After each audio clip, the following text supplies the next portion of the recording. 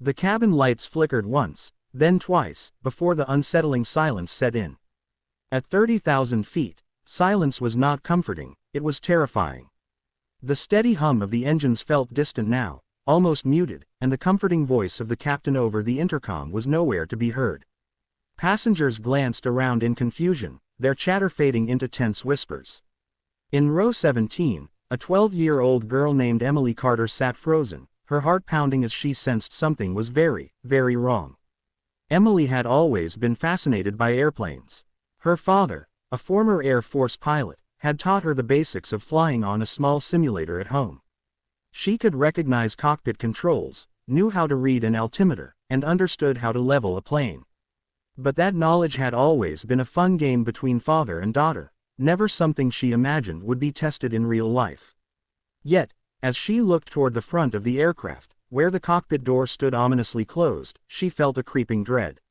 Suddenly, a flight attendant rushed down the aisle, her face pale.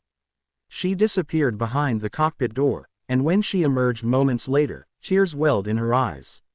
We need help," she stammered to another crew member. The words weren't loud, but Emily heard them. "Both pilots are unconscious." That sentence alone could drain the blood from anyone's face, and it did.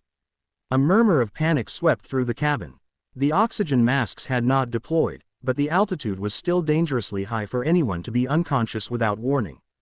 Emily's mind raced. Hypoxia, a sudden pressure drop. She didn't know for sure, but she knew the airplane couldn't fly itself forever.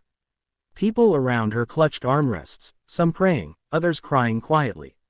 The flight attendants began calling out for anyone with flying experience. No one answered. Emily's hands trembled, but something inside her, something her father had always called her, pilot's heart, began to take over. She unbuckled her seatbelt, stood, and took a deep breath. I can try," she said, her voice quivering but determined. The crew stared at her, some in disbelief, others as if they had nothing left to lose. Moments later, she was ushered toward the cockpit. The moment she stepped inside, her senses were assaulted with flashing lights and warning beeps. The captain and first officer sat slumped forward, their breathing shallow but steady. Emily's eyes darted to the controls, the familiar layout she had only ever seen in books and her father's simulator. "Okay, Emily," she whispered to herself, "you can do this." The first thing she did was grab the headset.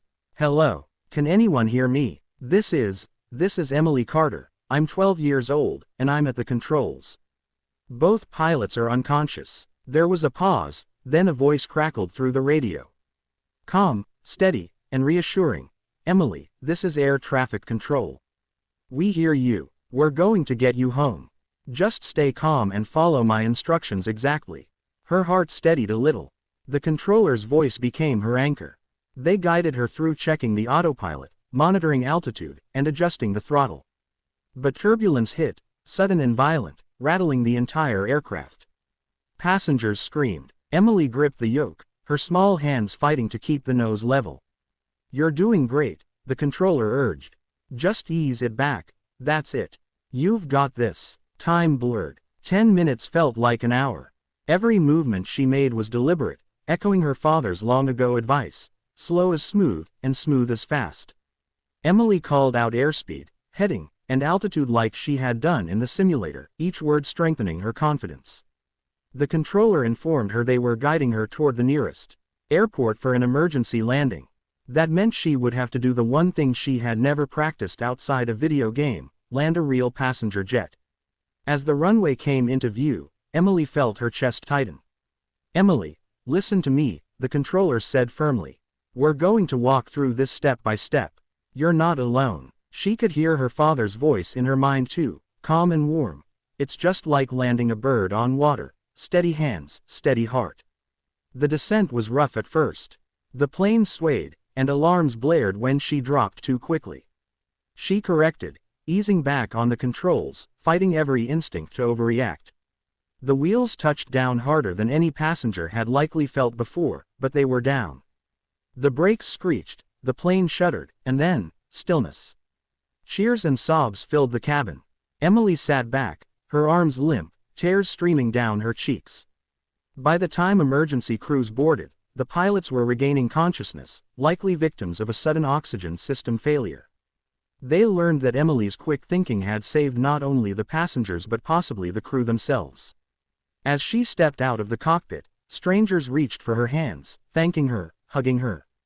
A woman pressed her own necklace into Emily's palm, whispering, "You're our miracle." Later, when reporters asked how she managed to stay calm, Emily smiled shyly and said, "My dad always told me, in a storm, someone has to take the controls. I just didn't know it would be me."